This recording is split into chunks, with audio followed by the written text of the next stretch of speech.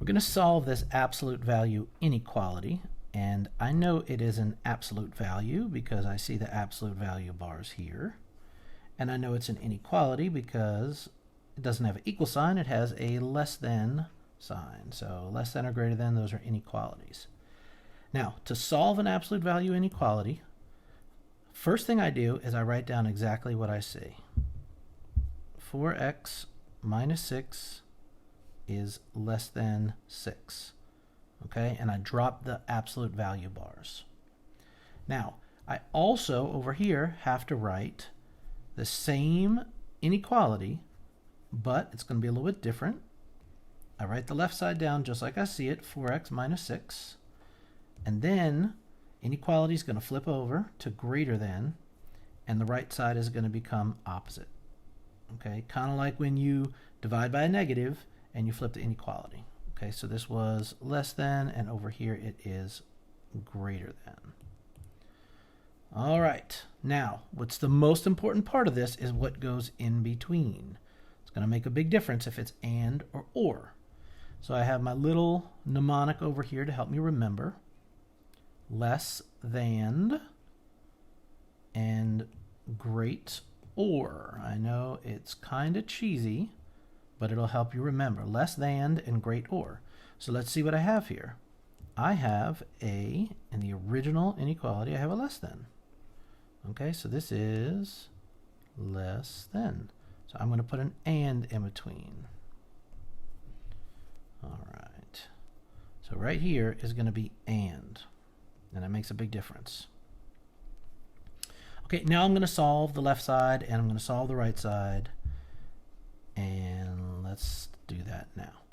All right, get my grumpy x by itself. Here's my grumpy x. I need to add 6 to both sides, plus 6, plus 6.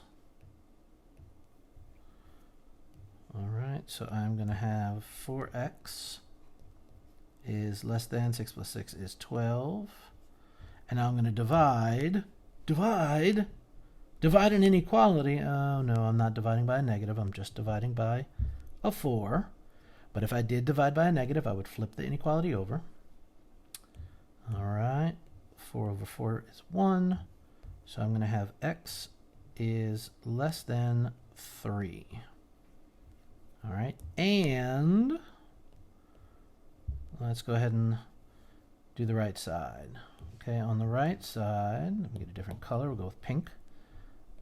Still want to get my grumpy x right here by itself. I'm going to add 6 to both sides. So negative 6 plus 6 is gone.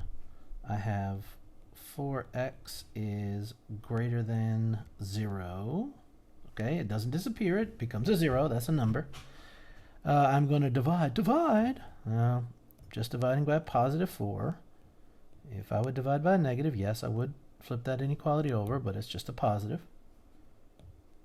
All right, my 4's cancel out, so I'm left with x is greater than 0. All right, so this is my solution. X is less than 3 and greater than 0. If I want to do it graphically, put it on a number line. Let me see if I get a good number line here. Okay, here's a number line. I need to know where 0 and 3 are. Here's 0, 1, 2, here's 3. So I'm shading everything that is less than 3, and it also has to be greater than 0. Okay, so that is the stuff in the inside, all right? Another little saying for you there is you can think and, the and side. I know that's a stretch. The inside, and is always the inside, and or is the outside if you only have 2 of these here. Okay. What do I put right here on the 0? Do I put a parenthesis or a bracket? I don't see a line under there, so I use a parenthesis. All right, for this one, do I put a parenthesis or a bracket? I don't see a little line underneath, so the 3 is not included, so I use a parenthesis.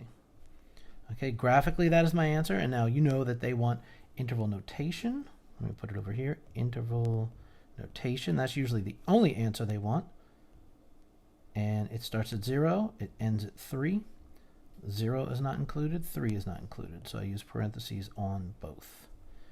Okay, now having said this, you may also see, instead of two separate equations, if it's a less than, they may go to this kind of and over here. Let me put it on the right hand side. They may go to the 4x minus 6 in the middle, which is less than 6. Okay, drop the absolute value bars. And then over here, we're going to put a less than and a negative 6 on the left. It's the same thing, but now we have 3 parts. Okay, if you're going to solve, now we have 3 parts to work with. You know what? I'll go ahead and do it. We have our plus 6, plus 6, plus 6. Okay, all 3 parts. And that will give us negative 6 plus 6 is 0, is less than 4x, is less than, come on, less than, is less than 12. Still working on getting my x by itself. Let's divide by 4. Now I need to divide all 3 parts. Divided by 4. And we're going to have this. 0 over 4 is just 0. Is less than, come on, less than. You see here 4 over 4, those cancel, giving me 1. Right? 4 over 4 is just 1. 1x, that's what I want. 1x all by itself is less than 12 over 4 is 3. Okay, so I will get the same thing. X is greater than 0 and less than 3 at the same time. So you may see it both ways. I prefer this way on the left because it doesn't matter whether it's an and or an or, you do the same steps. On the right, you only do this, where you do this compound inequality like that. You only do that if there is a less than. If this was greater than, you wouldn't be able to do this. And so, just so I don't have to think about it, I always like to do it on the left side. All right. Hope it helps.